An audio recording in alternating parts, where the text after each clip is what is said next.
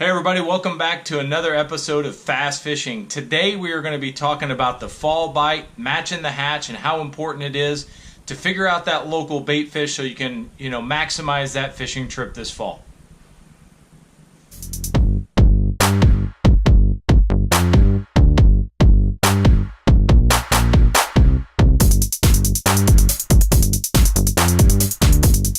All right, what is matching the hatch? It comes up a lot. A lot of people are always talking about it. It's pretty basic stuff. It's matching whatever it is you're using for bait that day to whatever is in the lake or river or body of water that you're fishing.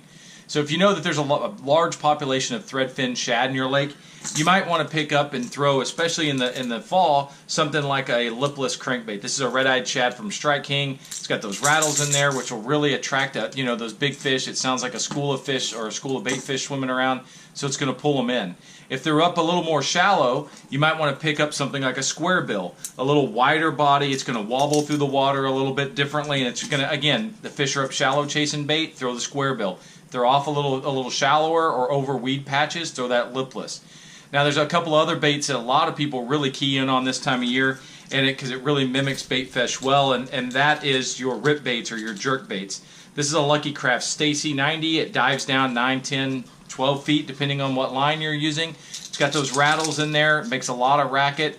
Really mimics bait fish, but your bait fish may be smaller where you're at. So all you have to do is simply downsize. This is a Rapala. I think this is the Rattling Shad or something like that.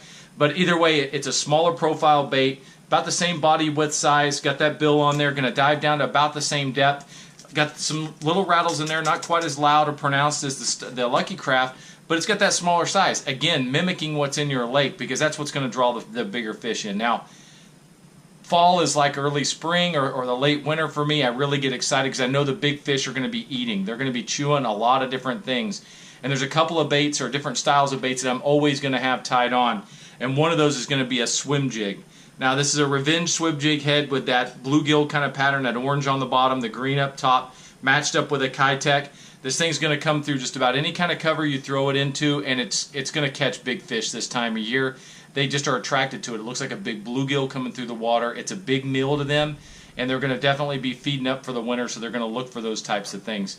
Now, I'm sure you see it. There's a lot of videos on the internet about it. People are going to be throwing these big swim baits. I'm going to have one tied on, if not a couple of them. This is a big Huddleston. It's the 8-inch. It's got that boot style or that wedge style tail on there that's really going to kick through the water really consistently, really steady. It's not meant to be ripped back really fast, nice and steady, slow retrieve. If they're chasing that bigger bait, man, that's something you got to have tied on. Now, again, I know that up at Clear Lake the bait fish were a little smaller last time I was up, so I'd probably start with something like this Baitsmith. Again, that wedge style tail, going to retrieve it the same kind of way I would the Huddleston. I can throw it around those docks, I can throw it around the weed patches, I can throw it over grass, and the fish they're going to naturally look at that as a good size meal for them going into the winter. If the bait fish in your lake is smaller, then you can go with a smaller swim bait, like this All-American trash fish from Little Creeper. These things are great. The guys at Tactical Bassin just did a big video all about these because they're coming out with some bigger ones. Those things, again, matching up something smaller. So, the key to matching the hatch is number one, knowing the body of water you're at, and number two is knowing what is in your lake. What kind of bait fish are there? What kind of growth cycle do they have over the summer? So that you can find that right thing. You may have to go with something small. You may have to go with something like this little Rapala to get those fish to bite, because that's what the abundance of bait fish in your lake is. But you know what? You might be able to throw something like a big Huddleston, something that they're not getting to see every day. You're going to work it through there, and they are just going to annihilate that thing, and it's going to lead to that fish of a lifetime this fall. Hey guys, I always appreciate you watching these videos. Hit that like and subscribe button. Hit me up on Instagram at Texas John Fishing, or over at Twitter as Texas John Fishing, but without the G. Thanks again for watching, and see you next episode.